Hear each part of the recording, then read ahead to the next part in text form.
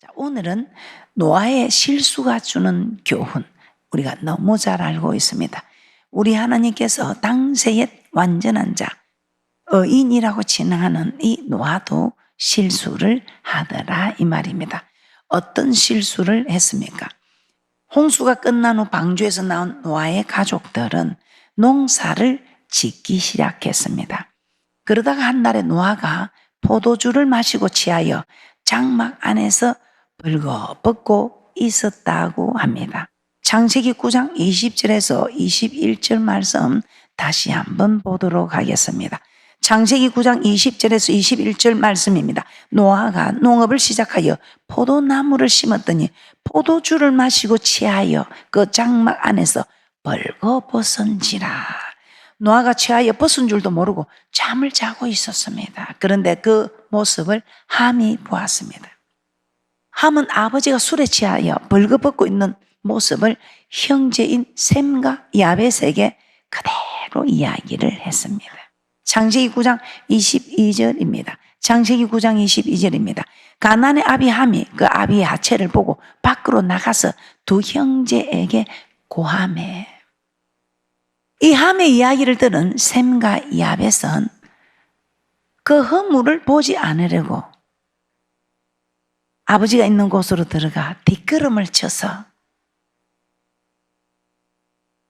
아버지 하체를 덮어주었습니다. 장막을 나올 때까지 얼굴을 돌이켜 아버지의 하체를 보지 않았다는 것입니다. 창세기 9장 23절 다시 한번 보겠습니다. 창세기 9장 23절입니다. 셈과 야벳이 옷을 취하여 자기들의 어깨에 메고 뒷걸음쳐 들어가서 아비 하체에 덮었으며 그들이 얼굴을 돌이키고 그 아비 하체를 보지 아니하였더라. 축복과 저주가 지금 이 순간에 나눠지고 있습니다. 봤나 안 봤나? 허물을 보았나 보지 않았나?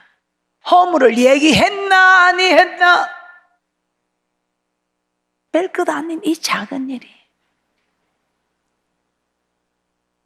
아무 힘도 안 드는 이 일이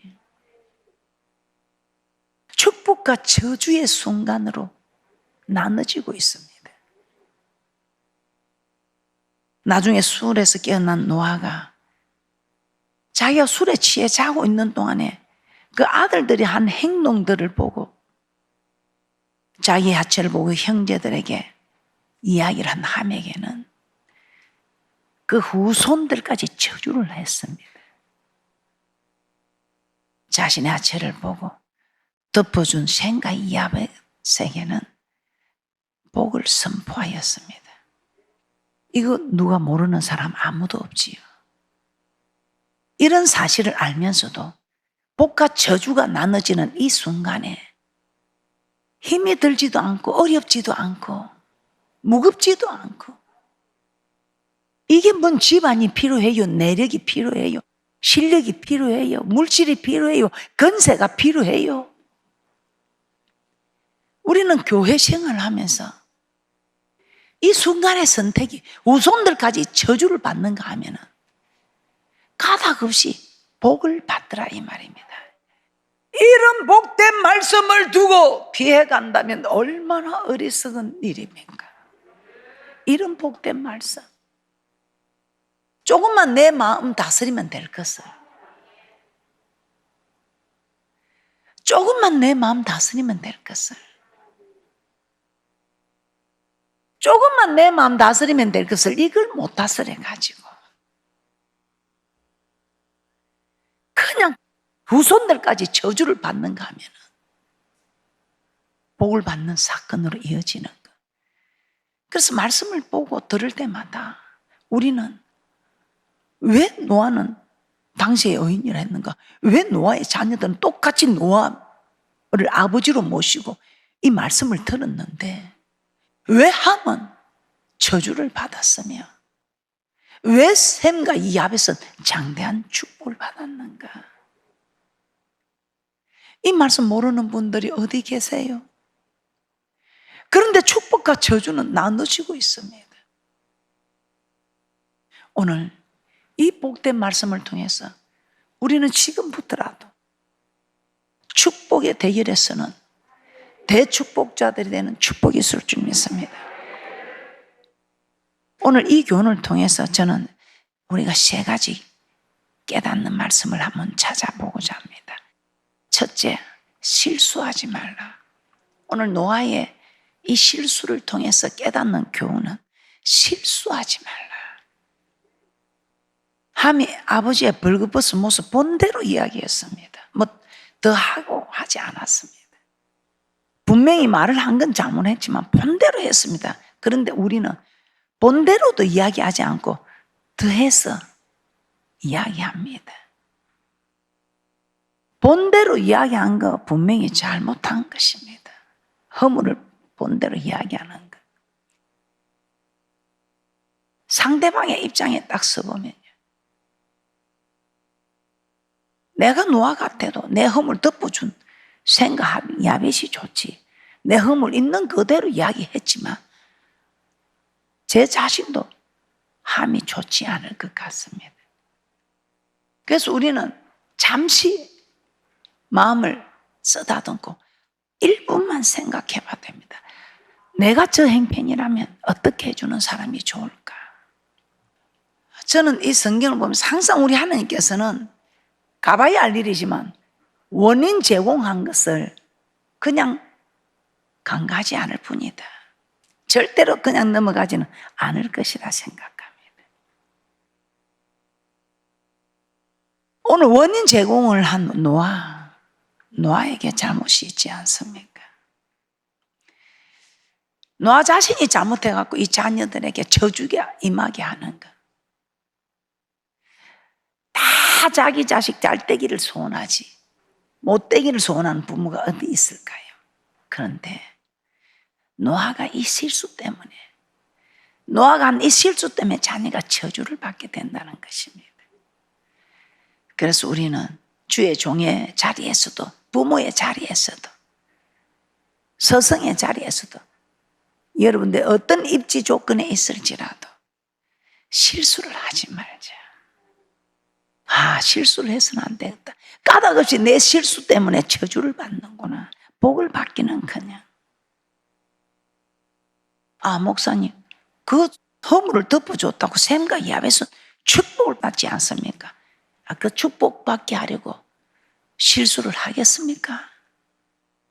노아가 술에 취하여 벌거벗고 장막에 들어가 누워있지 않았다면 함도 잘못하지 않았고 저주를 받지 않았을 것이다 이 말입니다. 그래서 오늘 우리 노아의 실수를 통해서 깨닫는 교훈은 내가 잘못된 실수를 해가지고 남들에게 피해를 주는 일, 내가 잘못해서 내 잘못을 보고 그들이 저주받는 그런 일 없도록, 내가 잘못해서 내 허물을 보다가 이웃을 비방하고 판단한 죄에 걸리게 되는 그런 일이 없도록 우리는 실수를 하지 맙시다. 안 한다고 해도 다 안 할 수가 있겠느냐마는 그래도 실수를 하지 않아야겠다. 이것을 크게 깨닫는 대축복자들 되시기를 주님의 이름으로 축복합니다. 민수기 12장에도 보면 모세가 구스 여자를 취했습니다. 구스 여자 취하면 안 되지요. 구스 여인은 이스라엘 백성이 아닙니다. 이방인입니다. 그래서 우리 하나님께서는 출애굽기 34장에서 이방 여인을 취하지 말라 했습니다. 이방 여인과 결혼하지 말라 했습니다. 그런데 모세가 법을 어겼습니다. 모세가 실수했습니다. 모세가 실수를 했는데 저주는 미리암과 아론이 받았습니다. 이해할 수가 없습니다. 원인 제공은 모세가 했는데, 그런데 이 모세를 비방한 미리암과 아론이 저주를 받았습니다. 미리암과 아론을 책망하시고 징계하셨단 말입니다. 민수기 12장 1절 한번 보겠습니다. 민수기 12장 1절입니다. 모세가 구스 여자를 취하였더니 그 구스 여자를 취하였으므로 미리암과 아론이 모세를 비방하니라. 그런데 이 말씀을 통해서 우리가 깨닫게 되는 것, 모세가 이방 여인과 결혼을 하든지 말든지 자기도 자기 죄를 알 것인데 굳이 말 안 해도 될 일이라면 말하지 말고 기도해 주는 대축복자들 되시기를 주님의 이름으로 부탁하며 축복합니다. 고린도전서 8장에도 보면 사도 바울은 식물을 먹는 것에 대해 설명하는 것을 볼 수 있습니다. 여기서 사도 바울은 먹는 식물이 우리의 믿음을 자라게 하고 떨어뜨리게 못하므로 식물이 무슨 믿음을 떨어지게 하고 믿음을 더하게 하고 식물에는 그런 구별이 없다 이 말. 다 먹을 수 있지만 혹시 우상의 제물과 같이 아무 식물이나 다 먹는 것을 보고 믿음이 연약한 형제들이 실족하게 된다면 자신은 고기를 영원히 먹지 않겠다고 하였습니다. 고린도서 8장 13절입니다. 그러므로 만일 식물이 내 형제로 실족해 하면 나는 영원히 고기를 먹지 아니하여 내 형제를 실족지 않게 하리라. 자기 행동을 위해서 다른 사람들이 실족하지 않게 하려는 사도 바울의 매사에 조심함, 실수하지 않으려고 매사에 조심한 모습을 볼 수 있습니다. 실족해 하면 어떤 일이 일어나는가? 사람을 실족시키는 것은 그 사람이 물에 빠진데 연자 맷돌로 매가지고 니 빠져 죽는 김에 못 올라오도록 더 잘 빠져 죽으라 도와주는 겁니다. 마태복음 18장 6절입니다. 누구든지 나를 믿는 이 소자 중 하나를 실족게 하면 차라리 연자 맷돌을 그 목에 달리고 깊은 바다에 빠뜨리우는 것이 나으니라. 내 행동을 인해서 다른 사람들의 믿음을 떨어뜨리는 그런 일이 있지 않도록 조심해야 한다 이 말입니다. 실수하지 않아야 한다 이 말. 실수는커녕 우리는 하루라도 내가 먼저 믿었다면 믿음의 본을 보여야 합니다. 우리는 한 걸음이라도 내가 앞서 있는 자리라면 우리는 믿음의 본을 보여야 됩니다. 가정에서는 자녀들 앞에, 남편은 아내 앞에, 아내는 남편 앞에, 교회에서는 주의 종은 성도들 앞에, 성도들은 또 자기보다 더 늦게 온 성도들 앞에 더 나은 모습을 보여줘야 한다 이 말입니다. 이것이 그들에게 실족지 않게 하고 실수하지 않는 것이라 생각합니다. 요한복음 13장 14절에서 15절도 한번 보겠습니다. 내가 주와 또는 선생이 되어 너희 발을 씻겼으니 너희도 서로 발을 씻기는 것이 옳으니라. 내가 너희에게 행한 것 같이 너희도 행하게 하여 본을 보였노라. 그래서 매사에 우리가 믿음의 본을 보이려고 하면 실수하지 않고 실족시키지 않는 대축복자가 되는 축복이 있을 줄 믿습니다. 우리는 말씀을 받으면서 깨닫게 되는 이것이 가장 큰 복인 줄 믿습니다. 그래서 이제부터는 절대로 실수를 하지 말자. 실수하지 않으면 내가 믿음의 본을 보여야 된다. 믿음의 본을 보여야 실수가 안 되고 실족시키지 않는다는 것입니다.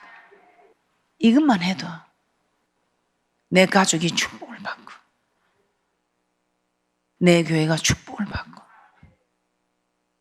내 섬기는 어디를 가든지 직장이나 사업장이나 학교나 복을 받는 한 사람이 들어가면 다 복을 받게 된다고 했습니다. 그런 대축복자들이 되시기를 주님의 이름으로 축복합니다. 자, 두 번째 우리는 노아의 허물을 통해서 깨닫는 말씀. 남의 허물을 이야기하지 말라. 술에 취해서 벌거벗고 장막에 누워있는 모습 보고 함은 형제인 셈과 야벳에게 아버지 모습을 고하였습니다. 창세기 9장 22절, 창세기 9장 22절입니다. 가나안의 아비 함이 그 아비 하체를 보고 밖으로 나서 두 형제에게 고하매. 근데 노아가 술이 깨서 그 한 일을 알고 크게 노하였어. 함의 자손이 가나안을 저주하며 그 형제의 종들의 종이 되기를 원한다고 하였습니다. 창세기 9장 25절. 창세기 9장 25절입니다. 다시 한번 봅니다. 이에 가로되 가나안은 저주를 받아 그 형제의 종들의 종이 되기를 원하노라. 노아는 셈과 함과 야벳의 아버지입니다. 그러므로 우리는 육신의 부모의 허물을 이야기해서 안 됩니다. 또 우리의 영적인 부모는 주의 종을 말합니다. 창세기 9장 25절 가다금씩 우리가 저주받을 필요가 있겠습니까? 창세기 9장 25절 이에 가로되 가나안은 저주를 받아 그 형제의 종들의 종이 되기를 원하노라. 너무 억울해요. 잘못은 노아가 했는데 잘못은 주의 종이 하고 성도들이 이런 어려운 일을 받고 그러면 안 되겠지요. 그래서 저는 항상 정말 주의 종들은 바로 서야겠다. 앞에 쓴 사람은 리더는 바로 서야 되겠다. 앞으로 정말 바로 서도록 제가 노력하겠습니다. 저를 위해서 정말 바른 리더가 올바른 리더, 실족시키지 않는, 실수하지 않는, 매사에 본을 보이는 그런 주의 종이 되게 해달라고 기도해 주시면 너무 고맙겠습니다. 우리 하나님께서는 남의 허물 보지 말라. 왜냐하면 우리가 비판하면 나도 비판해. 네가 대접받은 대로, 네가 대접한 대로 받는다. 우리 예수님을 우리가 비판하면 예수님 우리를 완전 비판에 몰아넣지요. 내가 상대방을 비판하면 그 하나님의 형상을 가진 그 사람을 비판한 건 하나님을 비판한 거랑 마찬가지입니다. 그럼 바로 형상을 가진 하나님의 형상을 가진 사람으로부터 우리는 더 큰 비판을 받게 된다 이 말입니다. 마태복음 7장 1절에서 2절입니다.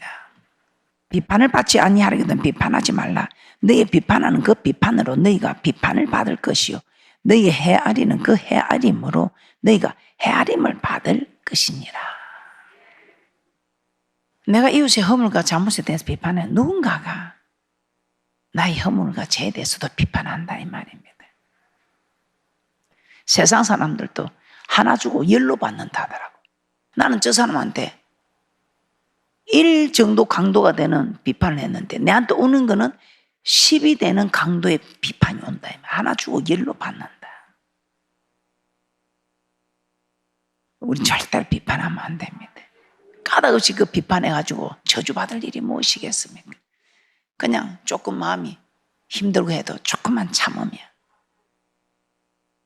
1분만 참자 하는 그 1분이 1시간이 되고 그 1분이 하루가 되고 그 1분이 평생이 되는 비판하는 일에 있어서만큼은 그런 대축복자들 되시기를 주님의 이름으로 축복합니다.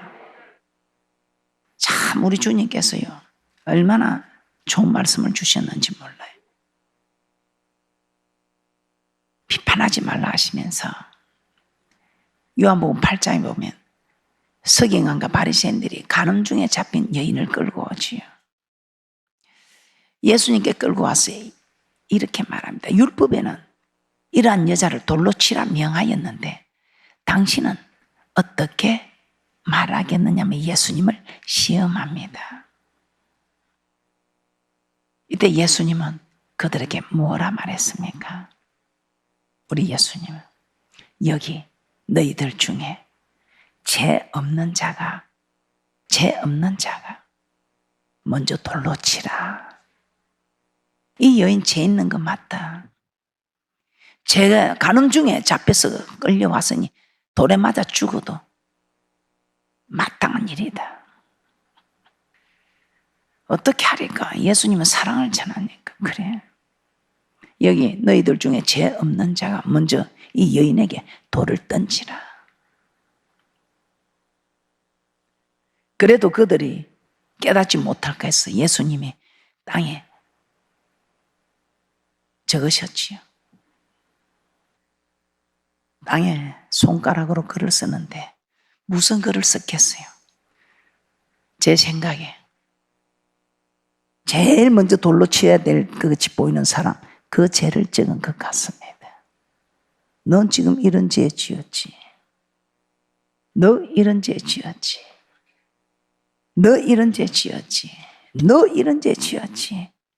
너 이런 죄 지었지 하니까 딱 보니까 자기가 돌에 맞을 행편입니다. 그래서 돌을 던지려고 하던 돌을 뜨고 다 슬그머니 사라지는데 어린 아이들조차도 다 물러갔다고 합니다. 요한복음 8장 7절에서 9절입니다.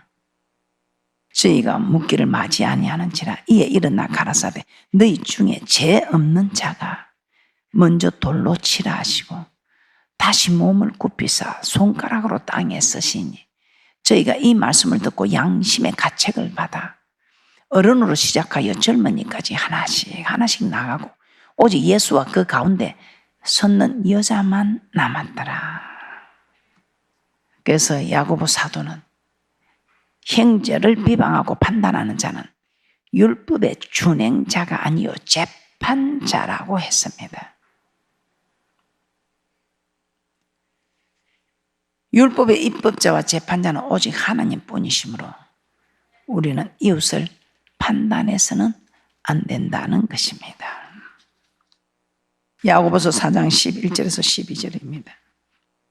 형제들아 피차에 비방하지 말라. 형제를 비방하는 자나 형제를 판단하는 자는 곧 율법을 비방하고 율법을 판단하는 것이라.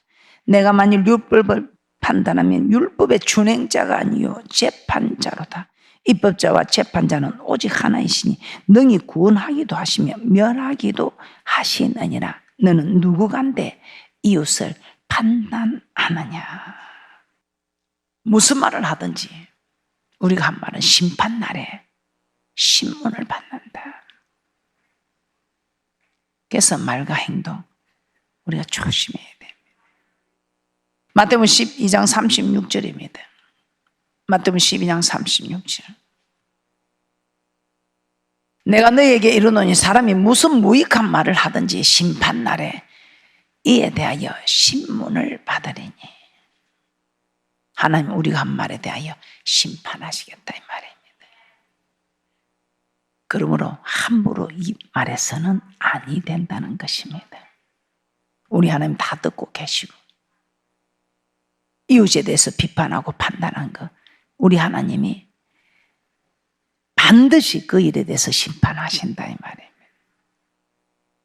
우리 하나님 앞에 섰을 때 심판대 앞에 섰을 때 재판장이신 우리 주님께서 다 판단하신다.